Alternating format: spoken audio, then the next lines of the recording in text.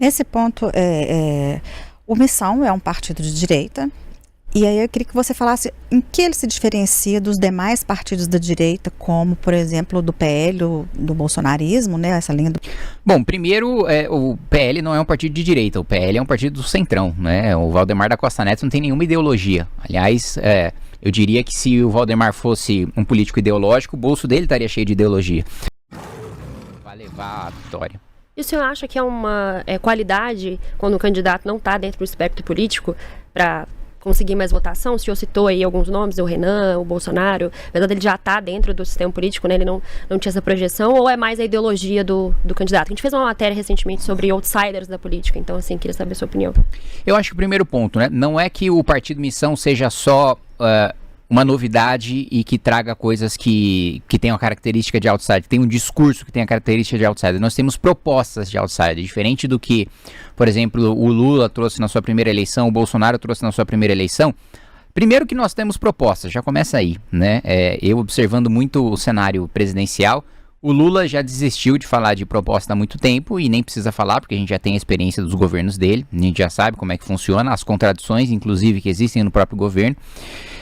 E o Flávio Bolsonaro, quando ele foi questionado sobre a proposta, ele disse que não poderia falar porque senão seria atacado, assim, o que me causa espanto, porque essa é a própria intenção de você se lançar candidato, é você falar das suas propostas e faz parte você ser atacado, inclusive atacar a dos outros e mostrar sua superioridade programática, né? Então, primeiro ponto, nós temos propostas. E segundo, nós somos o único grupo que fizemos pesquisas com especialistas de todas as áreas para trazer o que tem de melhor no mundo para funcionar no Brasil, e nós teremos o programa mais detalhado e a fundo e sem nenhum receio de trazer propostas impopulares, mas que o Brasil precisa passar por reformas que são impopulares, mas que se ele não passar, ele nunca vai se transformar num país sério. Se continuar nessa coxa de retalhos que a gente sempre faz, nesse puxadinho que a gente sempre faz, coloca um arcabouço fiscal aqui, uma PEC da transição ali, abre um espaço fora do arcabouço, coloca o pé de meia fora num fundo privado, abre espaço de precatório artificialmente. Então, se a gente continuar com essa quantidade de artifícios que você tem no orçamento, que só levam a gente para a catástrofe que a gente está vivendo nos últimos 40 anos,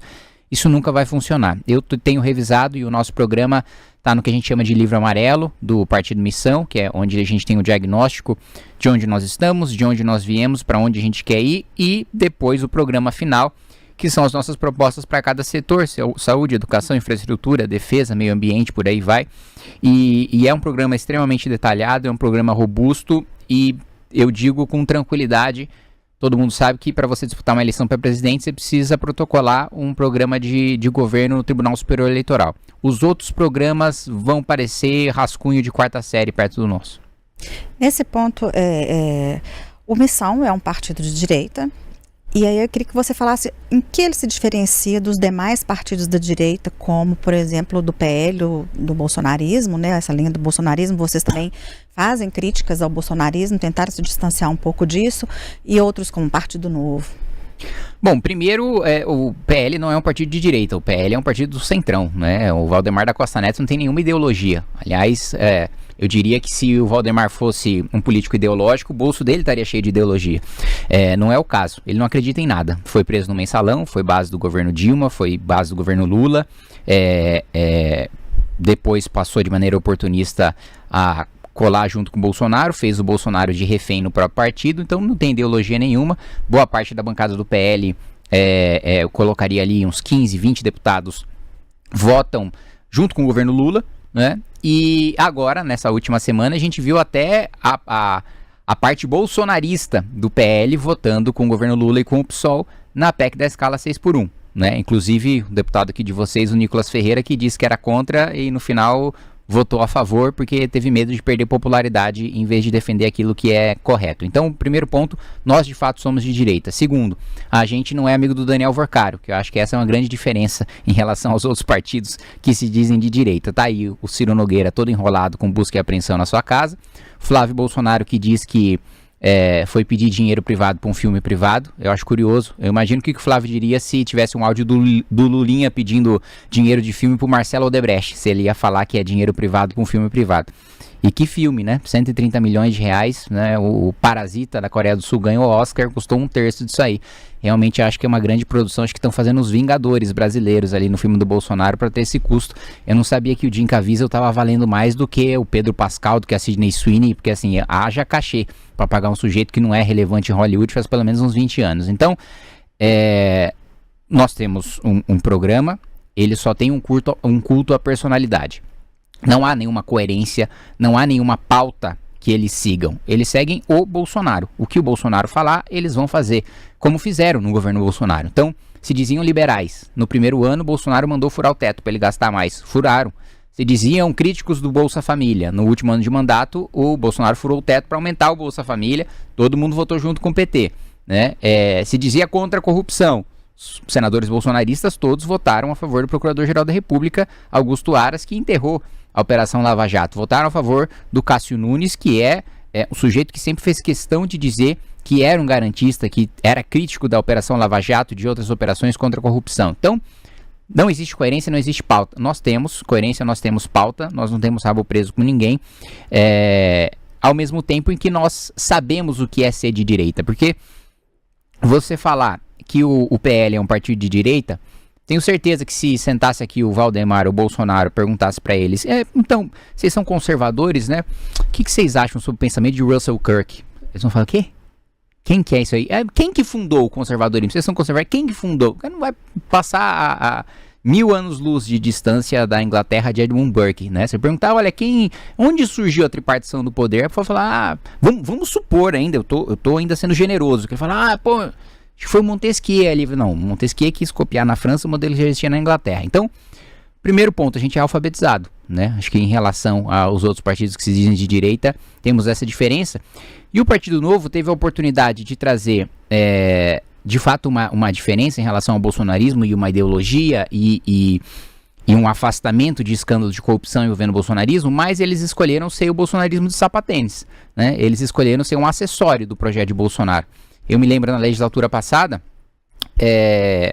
em alguns momentos em que a gente tentava convocar ministros do Bolsonaro para falar sobre desvios de recurso público, alguns deputados do Partido Novo votaram contra, né, para blindar o governo, para manter a popularidade de se colar no Bolsonaro, porque acho que eles, a estratégia que o Novo buscou foi querer ser um bolsonarismo genérico, mais light, em que o cara que vota envergonhado no Bolsonaro, ele não quer votar num deputado bolsonarista porque ele tem um nojinho ali, apesar de votar no Bolsonaro. Aí ele escolhe um cara do Partido Novo que apoia ali o Bolsonaro, mas não tem a pecha de bolsonarista. Essa estratégia fracassou nas últimas eleições e acho que vai fracassar novamente. Você vê o Zema, ele fez uma crítica bastante frouxa em relação ao Flávio Bolsonaro, mas só a mini crítica que ele fez já foi motivo para os diretórios ameaçarem tirarem a candidatura dele. Ou seja, é mais fácil o Novo apoiar logo o Flávio Bolsonaro e admitir que não tem projeto próprio nenhum. Né? Ele recentemente declarou apoio ao Flávio em segundo turno. O que o senhor acha disso? Ele voltou atrás, né, da crítica que ele tinha feito. Eu acho assim, que um pré-candidato à presidência da República que já fica falando de apoiar outro no segundo turno não quer disputar, né? Eu falo assim, então o que você quer fazer? Você quer fazer 5%, 6% para ajudar o seu partido? Você não tem intenção de ganhar? É melhor não sair. É melhor admitir. Tá cantando a derrota, né? E uma semana antes de ter o escândalo do Vorcaro, ele tava aí tomando café e brincando de ser vice do Flávio Bolsonaro. E assim, gente, ninguém é ingênuo, né? Todo mundo já sabia de envolvimento de Flávio há algum tempo, de envolvimento de Ciro Nogueira há algum tempo, especialmente um governador do estado. Eu posso ter críticas em relação a alguns momentos em entrevistas que eu vi ali déficits cognitivos no Zema, mas ele não é bobo, não é?